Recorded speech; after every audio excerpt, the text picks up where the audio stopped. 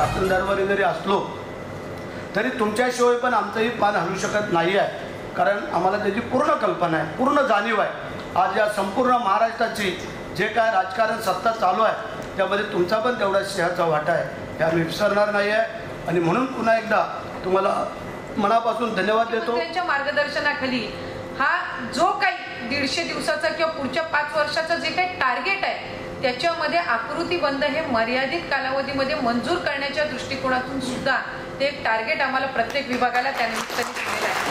त्यामुळे नक्कीच आपली ती अडचण ही पुढच्या कालावधीमध्ये या सरकारच्या माध्यमातून सोडवली जाईल।